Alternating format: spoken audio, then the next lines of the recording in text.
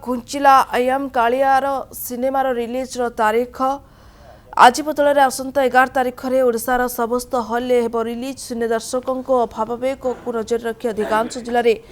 बन्या जो एभली निष्पत्ति नहीं प्रोडक्शन हाउस लिब्रिश एंटरटेनमेंट बैनर में प्रस्तुत होची ओडिया सिनेमा आईएम कालिया अतीत में ओडिया सिनेमा श्री जगन्नाथ महाप्रभु भक्त मानक आधारित अनेक कहानी होती सिनेमाटी महाप्रभु प्रति संपूर्ण समर्पित कहानी बोली निर्देशक तथा अभिनेता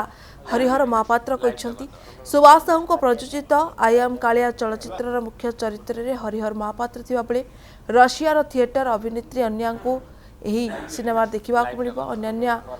भूमिका कुना त्रिपाठी पुष्पा पंडा सात्विक मिश्र और अन्य माने अभिनय करछंती कहानी रे मोनालिसा महापात्र थिबा बेले चित्रनाट्य निर्देशना दायित्व तुलाई हरिहर महापात्र या सहित संगीत निर्देशना दी वैद्यनाथ दास सिनेमा रे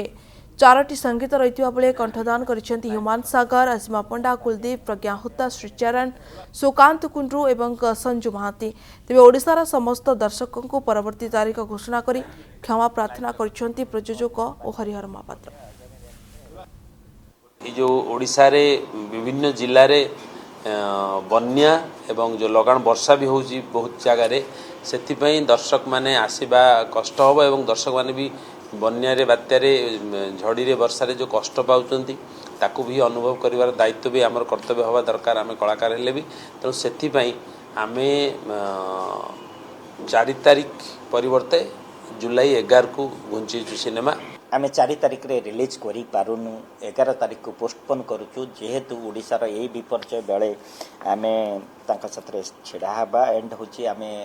आम दर्शकों पाखक आम सिनेमाटा नबा से होची ये सिनेमार कथा तेणु आम 4 तारीख रु 11 तारीख को पोस्टपोन नौचु हुए तो आमर इच्छा नुह एटा जगन्नाथंकर इच्छा आमर परामर्शदाता एडवाइजर जो माने अछंती आमर शुभेच्छु माने समस्तकर परामर्श क्रमे आमे ठीक कलु कि मूवीटी को जो उद्देश्य करा जायछि ओडिशा दर्शक मानक पई करा जायछि से माने जेतेबेले दर्शक आम फिल्म को देखिया पई ताकर निकटस्थ सिनेमा हॉल को आसीबारे असुविधा हबो से माने आसी परिबेनी तले आमर जो परिश्रम निश्चित भाव वृथा हबो तांको आमे आखि आगर रखी 11 तारीख को डेट फिक्स करिछु जगन्नाथ आशीर्वाद आमे तो किछि नो जगन्नाथ आशीर्वाद 11 तारीख डेट टी फिक्स होईछि।